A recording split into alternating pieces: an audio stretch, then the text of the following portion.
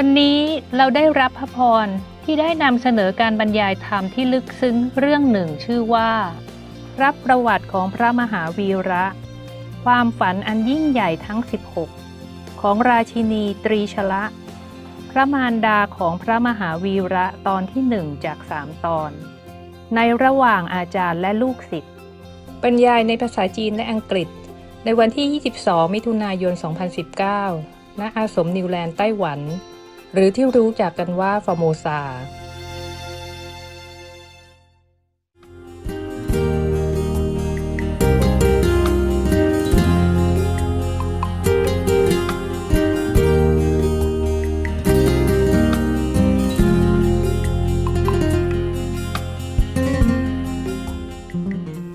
Okay, I'm going to give you some very, very extraordinary story.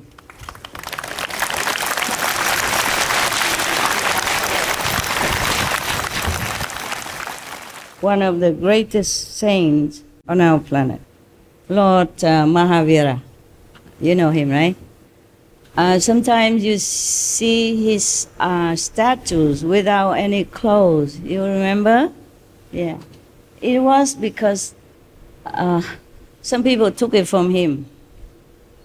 He has only one piece of cloth to cover himself, and this is offered to him by the god, one of the gods in heaven. But some greedy person, first he asked for some charity, and the prince, at that time he was a prince, but he became renunciate, ascetic, and he cut half of it, gave it to him already. And then he went out to sell it. And the person said to him, "Oh, where did you get this? This is from heaven, it's divine clothes. If you have the other half, you give it to me. Then I will give you 10,000 pieces of gold." Wow, this man was very greedy. So he went back and keep waiting, following the ascetic Lord Mahavira at that time, and following him everywhere until one day, 1 year later, that remaining piece fell to the ground. And then he just picked it up and run. And then he sold it really for many thousands pieces of gold. The king gave it to him. So you can see people even so wicked.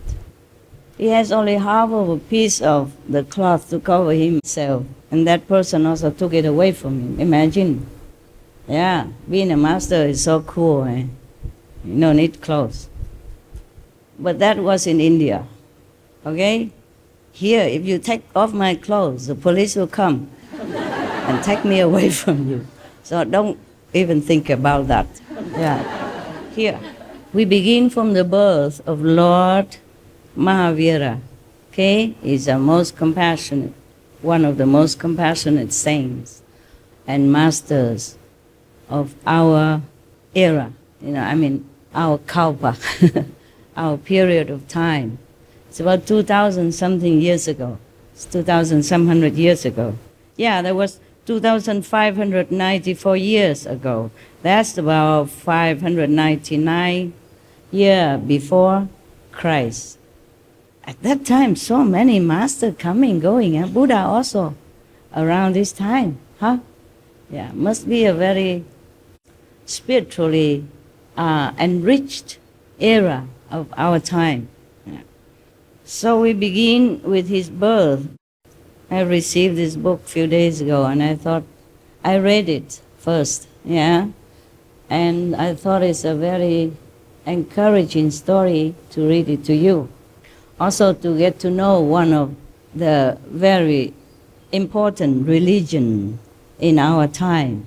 Apart from Buddhism, Christianity, Muslim, Sikhism, Hinduism, etc., we have also Jainism. And this Lord is very, very absolutely compassionate. He also advised his followers or disciples not even to take the root of the plant, because worry that there's some worms, insects might be harmed by this process. of harvesting. And he was so clairvoyant. He even know the trees suffer when you pluck the fruit from them. He even advised the disciples, be gentle or avoid eating some kind of fruit in order not to hurt the trees. Sometimes we think that we are vegans and we are very compassionate already. But still, from my personal experience, I do not really feel very happy eating my vegan food or fruits. And even I have to, I really feel very sorry inside, and I thank all of them for offering the fruit and the vegetable, also to apologize and bless them. If you can do that also, it would be good, okay? Because we show gratitude and we also share some merit with the trees and the vegetable that sacrifice their life for our comfort, huh? So we continue now, hey? You like? Yes. Yeah. Give Lord Mahavira a big, big, big welcome.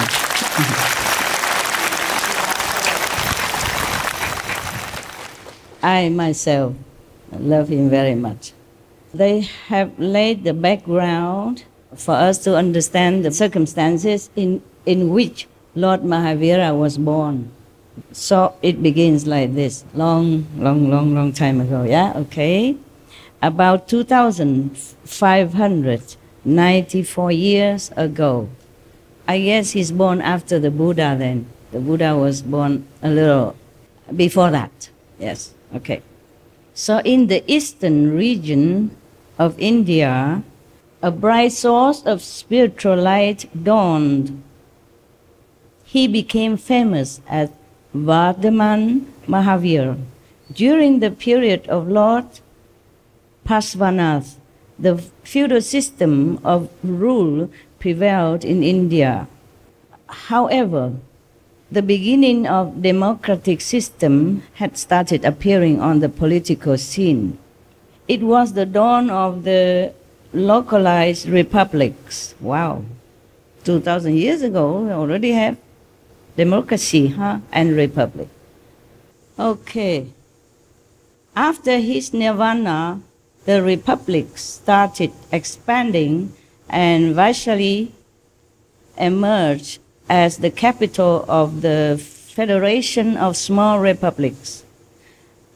Maharaji Chiktak, a strong follower of the Pashwa tradition, was the president of the Vaishali Republic and the Federation. This is the surrounding background of before his birth. Yeah, they introduced it that so that we will see maybe there's such a good energy, a good atmosphere that breathed the ground, that bloom the blessing of a great saint to come, maybe like that, yeah?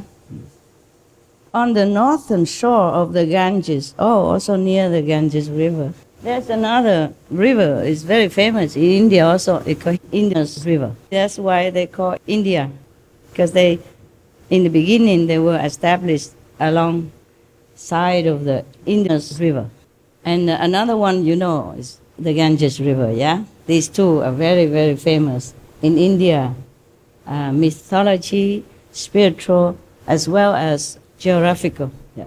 On the northern shore of the Ganges, a large and powerful group of Lichavi, Kshatriyas, favor democratic system.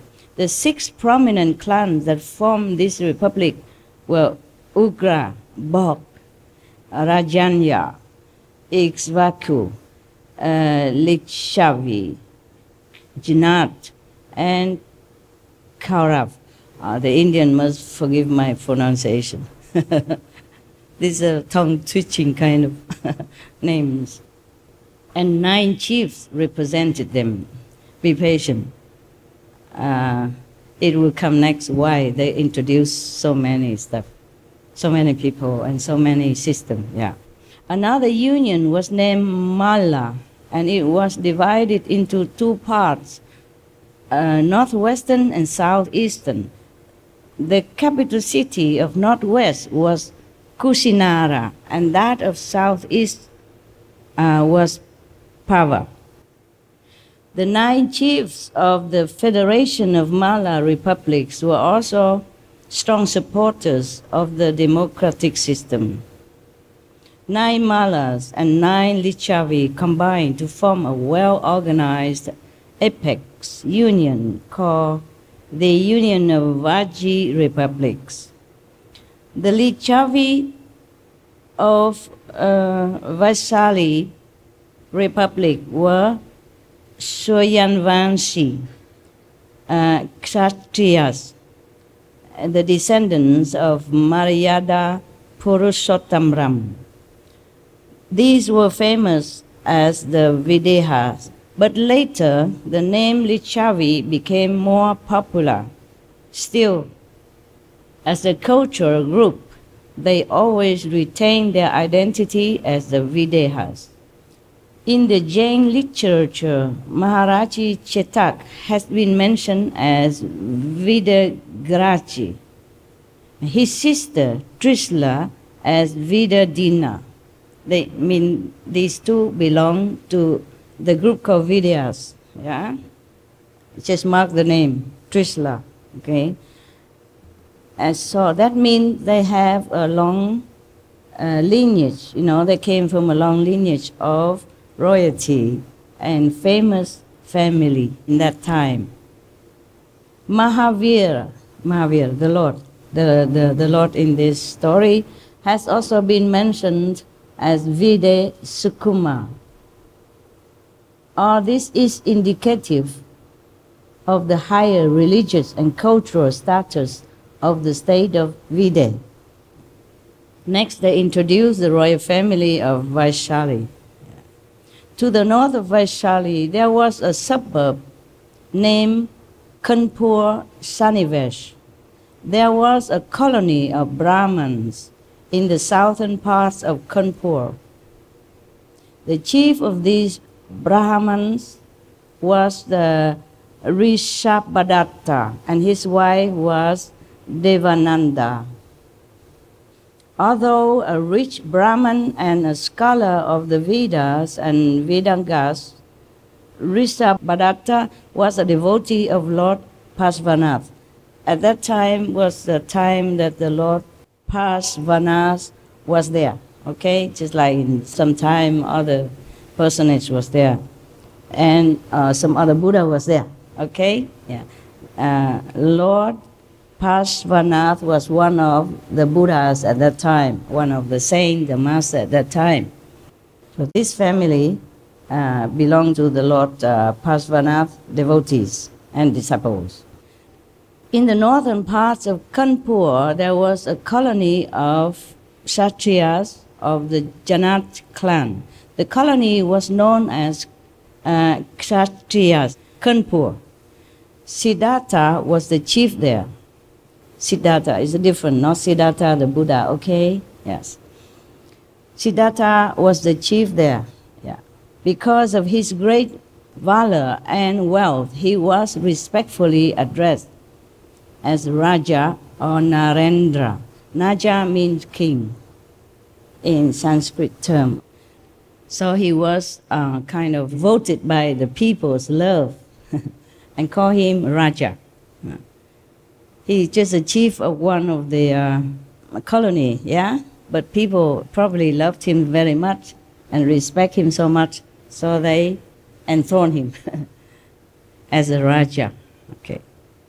That is truly Raja, you know, truly king, truly president.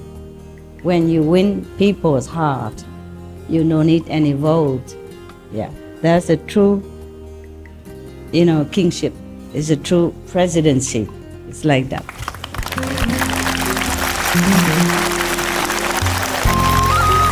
When you win people's heart, you don't need any vote. Yeah, that's a true, you know, kingship. It's a true presidency. It's like that. I don't think at that time they have a voting system, even though it was democratic then. They don't vote, but he just automatically became respected and chosen as a Raja. Yeah. Nowadays, if you want to be a Raja, difficult. It's like president. You have to go out, spend a lot of money, a lot of time, a lot of talk, a lot of wooing tactic in order to win the vote of the people. You have to join first a party. You know, either the Republic Party or maybe Democratic Party or maybe whatever party to join, and then you have to gather so many millions of signatures. Yeah. Or maybe you have to be appointed by the Parliament or the Senate, and then you can become one of the candidates. And that doesn't ensure you to be a president yet. Yeah? People must vote for you. A true democracy is like that. But in some countries, no need. They just say, okay, democracy, but no need anybody vote. The president will vote for himself. Or his party just vote for him. And he just became president before everybody even know it. And then maybe they just announce on the radio or television, new president, everybody clap, and that's it, it's done. This is more simple, but it's not very democratic. Nevertheless, if this kind of system works, then it's okay. Yeah, we don't care who are president or not, as long as he's working for the people and he has people interest at heart. Then we okay. Cú chẳng thông qua là. 不是的。I mean, in Chinese, it means you clap and say, okay, I did not ask you to clap for me. But never mind, clap for Lord Mahavira. You guys so cute. So cute, so cute. Clap again. You clap for yourself now, right? Because your master say you're so cute, and then you just clap like that. It's so cool. Okay. Don't clap now, okay? Like master, like disciple, we praise ourselves. Yeah? Very humble indeed. Huh? All right. Apart from being worshipped and addressed respectfully as Raja, yeah, or Narendra, is the highest honor you can get at that time. Yeah, you're king of the people. Actually, in the old time, many countries are like that also. Like China, like the Yellow Emperor, Hoàng Ti, is not voting or anything. It's just people love him. Yeah, and they still do now. The true king is like that. You will stay in people's heart forever. You stay in history forever as a shining beacon of democracy and strong, good, loving, caring leaders. Yeah. But then sometimes people also snatch position and became king and queen or leader also. But these are no good. These also stay in history forever. But as a what? Bad one. He's also good. You can learn from those bad ones not to become like him. Yeah? And the good one is better that you learn to become like that. Yeah. Both are also examples. One is excellent, one is no good.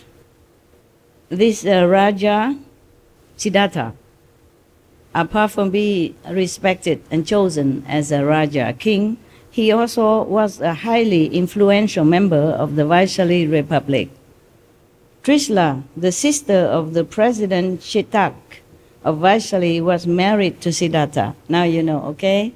Now, Trishala, yeah. She's also from a long lineage of royalty and a good reputation of families. Yeah. So now she was married to this Raja Siddhartha.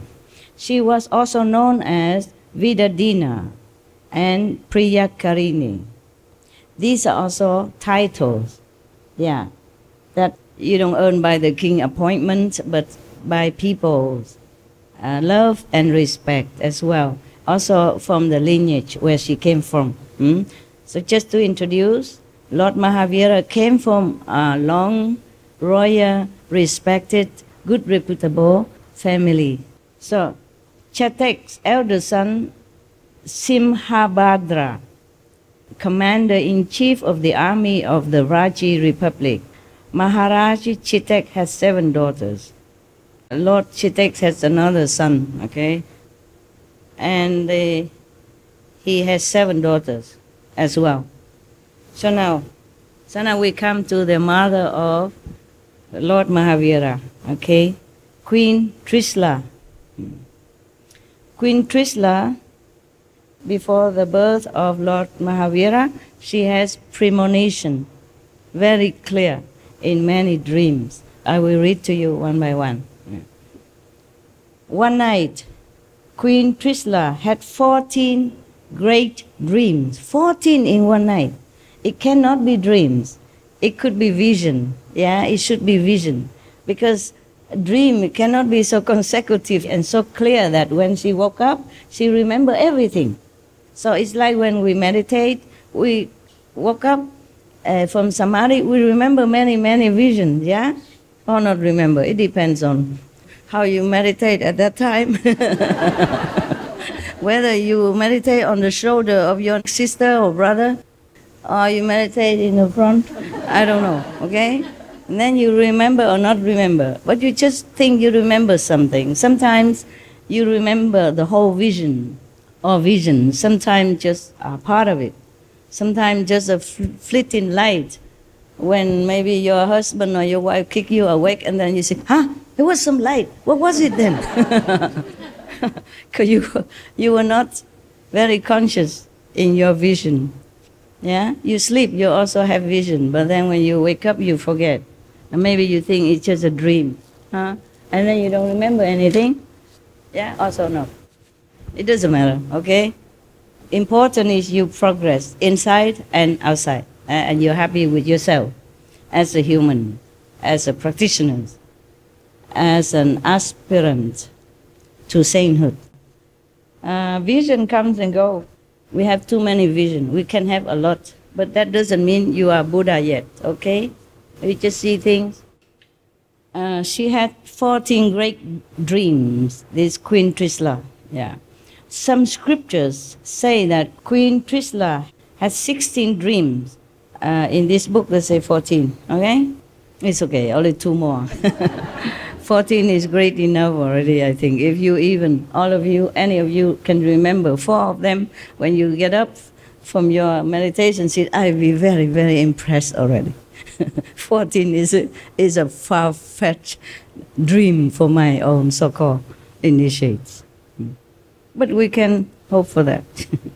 So the dreams filled her with wonder and joy. Of course, who wouldn't be joyful and happy? Yeah. Because these are very auspicious dreams. That's why they say great dreams, not just ordinary dream or nightmare, but great dreams. That means very good. So she woke up feeling very joyful and happy.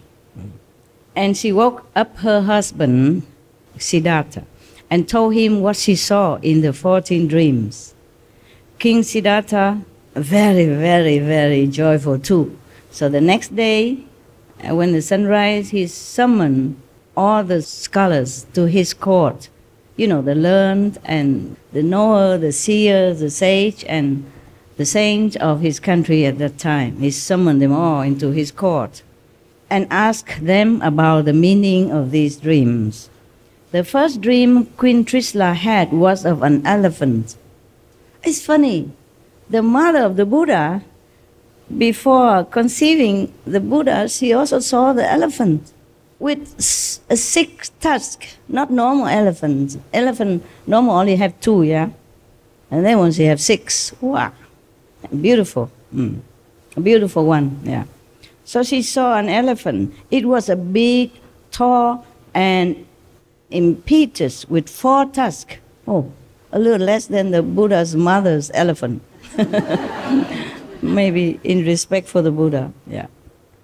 It was an auspicious elephant and was endowed with all the desirable marks of excellence even. Not just a normal elephant, not just only 4 tusks, but endowed with so many auspicious marks of excellent marks of an exceptional elephant.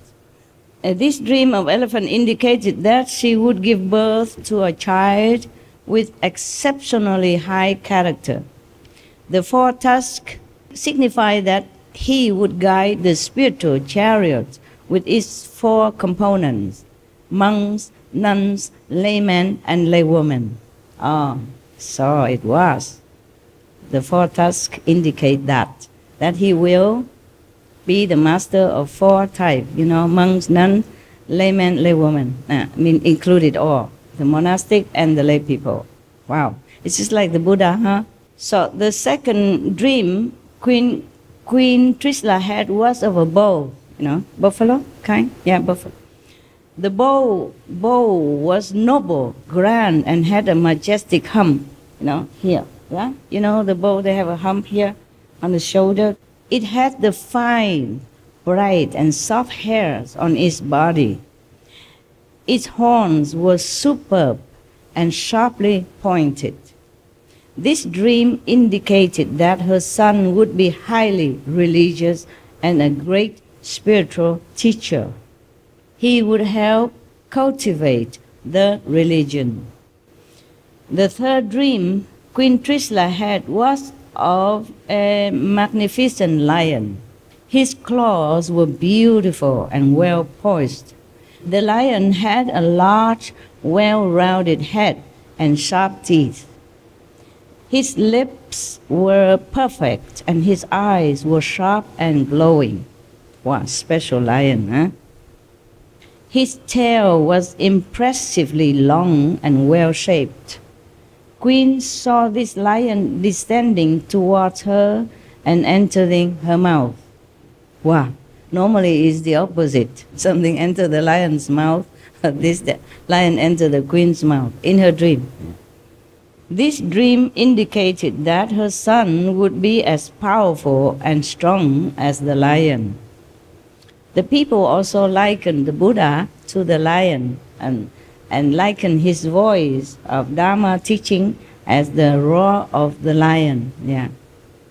At that time, I guess, in India, these animals, elephant, lions, etc., are the symbol of power, spiritual power, and vigor, and also leadership. This dream indicates that her son would be as powerful and strong as the lion. He would be fearless, almighty, and capable of ruling the world.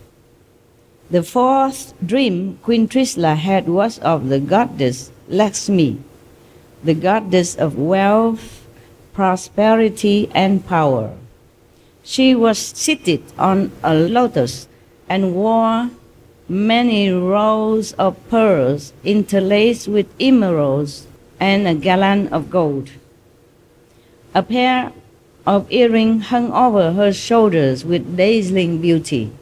This dream indicated that her son would enjoy great wealth and splendor. He would be Tirthanka, the supreme benefactor of all. Wow, what a being, huh? Not born and already being predicted as such a great spiritual grandeur, a great spiritual teacher and leader of the world.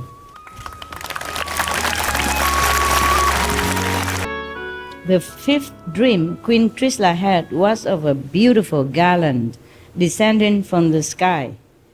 It smelled mixed fragrances of different flowers. The flowers bloom during the different seasons.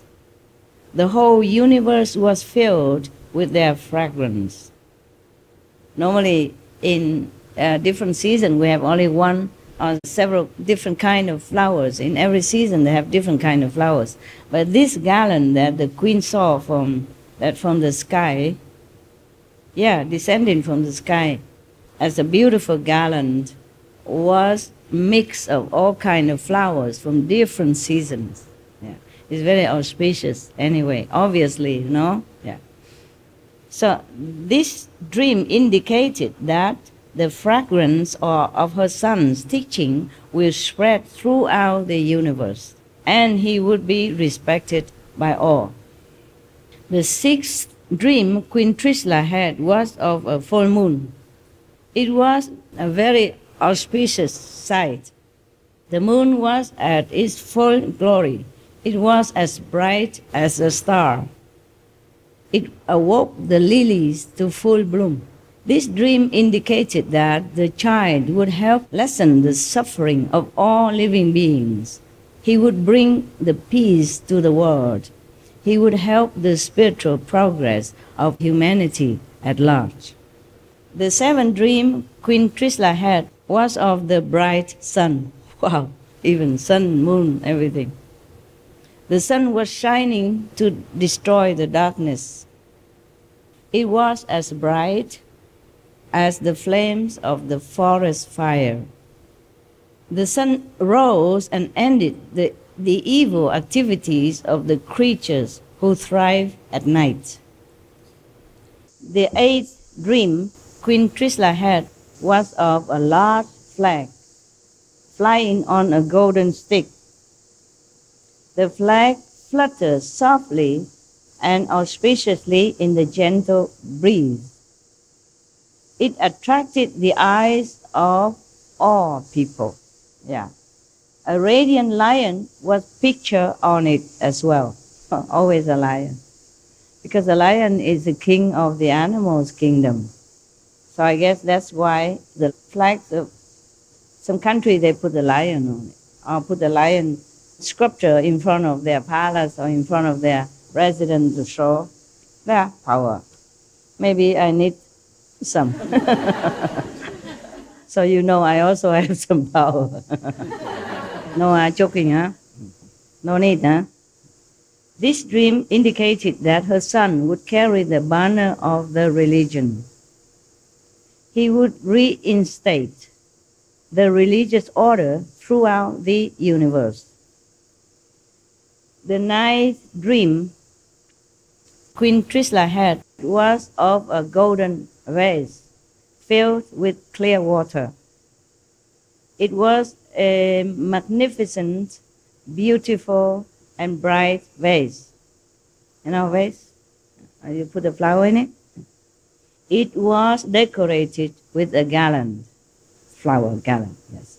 This dream indicated that her son would be perfect in all virtues and would be full of compassion for all living beings. He would be a supreme religious personality. The 10th dream Queen Trishla had was of a lake full of lotuses.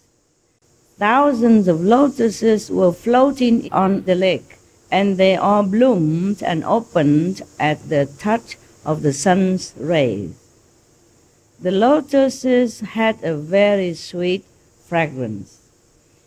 This dream indicated that her son would be beyond worldly attachments, like the lotus, grow in the mud but do not reek of the mud. He would help liberate human beings who were entangled in the cycles of birth, death, and misery. The 11th dream Queen Trishla had was of an ocean. Its water rose in all the directions to great height. The wind blew gently and created the waves. This dream indicated that her son would have a serene and pleasant personality. He would achieve the infinite perception and knowledge and would escape from worldly life, which is the ocean of birth, death, and misery. This would lead his soul to the moksha. Moksha, liberation. So, moksha is a Sanskrit term for liberation, great enlightenment. Like any Hindu, any Indian yogi would aspire to attain moksha, okay? Liberation. The 12th dream Queen Trishala had was of a celestial plane. The plane resounded with celestial music. It was saturated with the pleasant and spiritual aroma of the incense. This dream indicated that all of the angels in the heaven would respect, honor, and salute her son's spiritual teachings. The 13th dream Queen Trishala had was of a big heap of jewels. It was a mixture of all types of gems and precious stones, gems, diamonds, stuff, and precious stones, mixed, a big heap of all of these precious stones. This dream indicated that her son would have infinite virtues and wisdom, and he would attain the supreme enlightenment. The 14th dream Queen Trishala had was of a smokeless fire. The fire burned with great intensity, but there was no smoke. This dream indicated that her son would reform and restore the religious order. He would remove blind faith and orthodox rituals. Furthermore, he would burn or destroy his karma and attain salvation. The 15th dream was of a pair of fish. Oh, they included 16 now. 16 dreams in total. Wow. The Queen has a really exceptional memory, huh? Yeah. I wish all of you have at least half of it, maybe 7 or 8 dreams, if you remember when you woke up. The 15th dream was a pair of fish, which indicated that her son would be extremely handsome. The 16th dream was of a lofty throne, which indicated that her son would have a very high spiritual status. Wow. See, so many dreams, and she remembered them all. And these scholars or seers or clairvoyants, they interpreted them all in such a clarity. Yeah. But it's obvious, actually. Even we don't have to be seer or clairvoyant. We can read most of it as auspicious sign for the birth of a prince, of course, yes. They came from a royal lineage and spiritual lineage. And of course the son would be some spiritual being, some great spiritual being, inherited their spirit. Yeah. And besides, all the dreams are beautiful, good symbols of greatness. The king should have invited me, I don't need so many seers or clairvoyants. I say all of them, all by myself. I can interpret all myself, all 16 of them, with a lot of calendar attached to it. Not just explaining, but talking a lot. Make the king and the queen even more happy. More explanation, more adding spice and flour to each of the dream. After their morning chores, Maharaji Siddhartha and Devi Trishala came and took their seats in the assembly hall. His younger brother, Supashva, his wife, and other members of the royal family also took their seats nearby. Famous dream readers of Vaishali arrived into the assembly hall. Maharaji Siddhartha and Devi Trishala greeted the dream readers and scholars of 8-pronged system of augury and offered them high seats. The king said to them, "Scholars of augury, last night in the early hours of the morning, Priyakarini, Vidadina Devi Trishala," this is all her title before, her name is Trishala. Here is a 14, but we have 16. So 16 auspicious dreams. Kindly interpret these dreams on the basis of your knowledge and experience of the science of augury and satisfied the curiosity of all of us. The augurs listened to the details of the dreams from Devi Trishala and beamed with joy. Pondering over, they interpreted the dreams as follows. O King of Kings, Maharaji Siddhartha, according to the science of dreams, there are 72 auspicious dreams. Out of these, 42 indicate of ordinary benefits and remaining 30 of great benefits. The dreams the fortunate Devi Trishala has seen are the 16 great dreams that indicate extremely auspicious and divine gains in the near future. According to these dreams, Devi Trishala will give birth to a son who will become a Chakravarti. But, Maharaji, there are some catch beside that. Okay, tomorrow I continue, okay? You take a rest now. There's some more exciting things to come. Make sure you stay. You would stay, right? It's a retreat. Okay, I see you maybe tonight if I done all my job. If I took care out of my office works and meditate for a while, eat something, maybe I come see you, huh?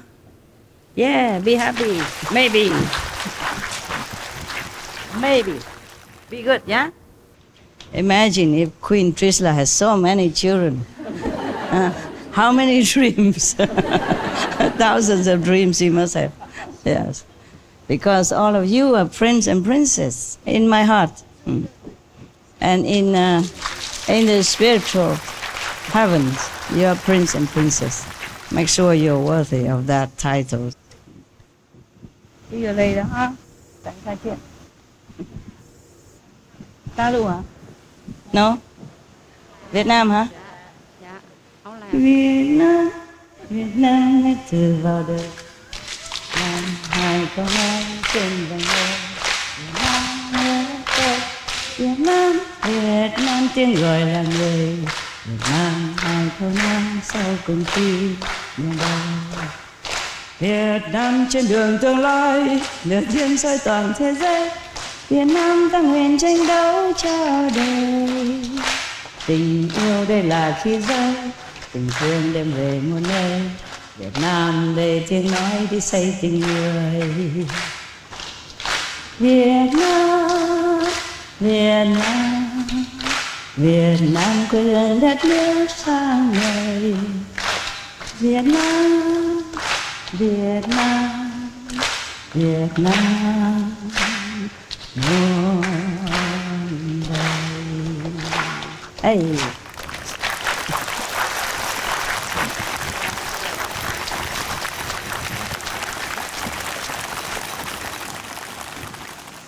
大家好。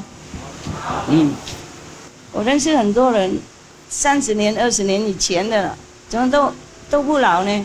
啊？大概打住好，嘿。OK，Thank you 啦。